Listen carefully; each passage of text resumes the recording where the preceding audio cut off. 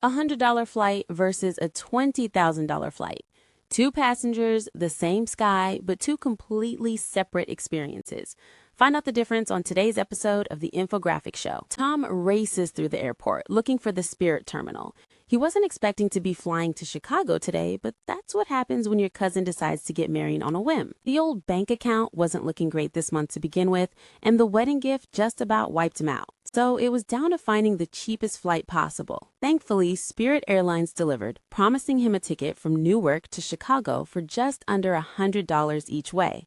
It almost seemed too good to be true. Probably because it is. He's only going to be there for 2 days, so he's packed light, stuffing everything he needs into one oversized carry-on. At least he won't have to check bags. The short-term booking didn't give him too many options, so he's ready to just take whatever he can get. At least Spirit will get him there quick and easy, and hopefully on time.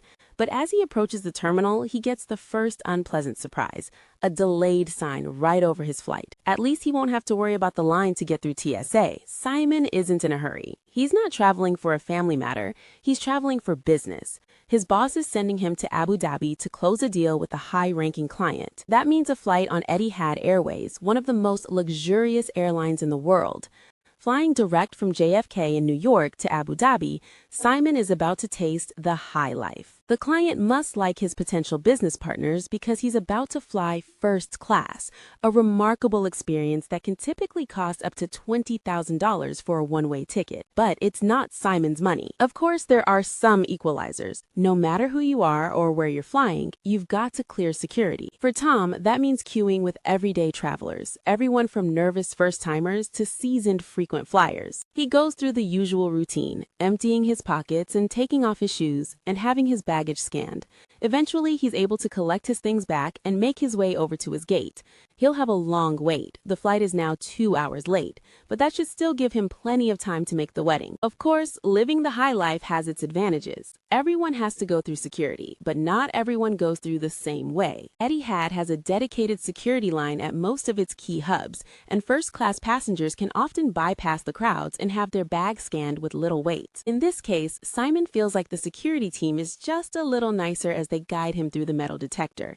TSA security will never be a pleasant experience, but the employees know when you're a high roller, and they may give you a taste of it before you head to the gate. And that's just the start of the differences. Thankfully, Tom's flight is only delayed, not canceled, so he has some time to explore the terminal. Spirit flies out of a large terminal it shares with several other airlines, and that means everyone gets access to a large collection of stores, fast food, and restaurants. There's just one problem. Everything is at airport prices, and that adds up fast. He decides to pass on the $25 burger and instead picks up a bagel and soda at a breakfast place for $8 combined. A relative bargain in this captive audience emporium, but Simon isn't going to be pinching pennies. Heading into the International Departures Terminal, Simon blows right by the restaurants to his destination, the Etihad Airways Lounge.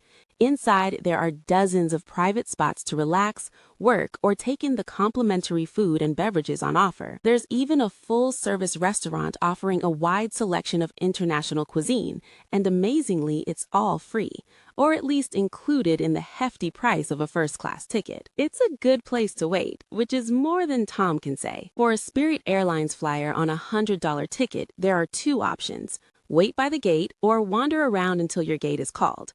Tom doesn't have an assigned seat, so he opts to stay put and get some gateside entertainment. The young woman next to him is on her phone, and he gets to pick up all the drama of his sister's failed romance. Meanwhile, the hyperactive 6-year-old on the other side has recently discovered just how fun it is to say the word fart. But the unpleasant surprises are just starting. Tom's boarding group is called after what seems like an eternity. The ticket agent prompts him to measure his duffel bag, and sure enough, it exceeds the size for a personal item. This classifies it as a carry-on bag, and Tom is informed that this will be an additional $55. With no other option, Tom agrees, and it's added to his bill. So much for a $100 fare, but this will be a common thing. One of the most regular complaints about Spirit is that they'll get you with additional fees, something Simon definitely doesn't have to worry about. Before Simon even gets to his gate, he's met with agents from the airline